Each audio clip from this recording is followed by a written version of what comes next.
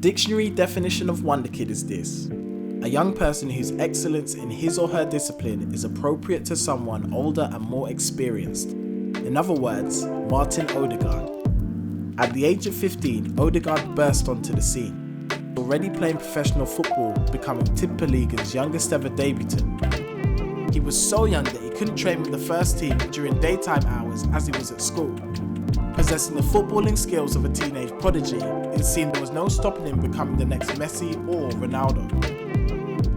The much-hyped Norwegian player was on the radar of every top club, including Arsenal. But Ødegaard wasn't interested in the bright lights of London just yet. He headed to Real Madrid and even made his first appearance for the Spanish Giants by replacing Ronaldo as a sub. Talk about passing the baton. Martin Ødegaard has been the talk of the town, especially in the Spanish capital, in Madrid, Real Madrid that is, long before Arsenal fans, or many Arsenal fans, even knew who he was. And when you hear of such a young player being spoken about so highly, you just know he's going to be the next big thing. Especially as a midfielder, it's not many midfielders that get spoken about so prominently. It's normally the strikers. So Martin Ødegaard is a pleasure for Arsenal fans to have him at the moment. On loan though, so it's a bit worrying as to what will happen for his future at Arsenal football. But unfortunately, the smooth ride he experienced in his formative years has turned into a roller coaster.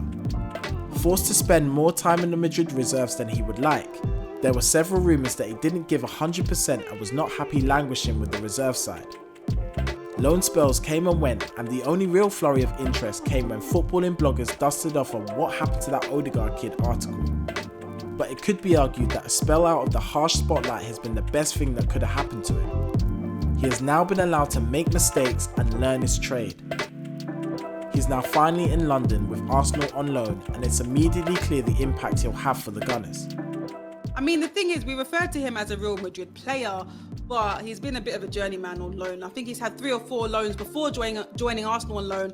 The latest one, I believe, was Real Sociedad, and he hasn't played that many games for Real Madrid, but we know what he can produce on the pitch. So maybe this may be the last loan. Real Madrid, if you keep loaning him out, what are you loaning him out for? Experience to come back? Just let him go. He's happy where he is now. He's had enough loans, and his future, he must feel so uncertain about where he's going to end up. I mean, yes, it's great to know that you belong as a player to such a big club as Real Madrid. When you settled into another big club such as Arsenal, just let it happen. Zidane, if you're watching, let it happen. With rumours he may extend his stay at Arsenal, Ødegaard may yet fulfil his vast potential in the Premier League.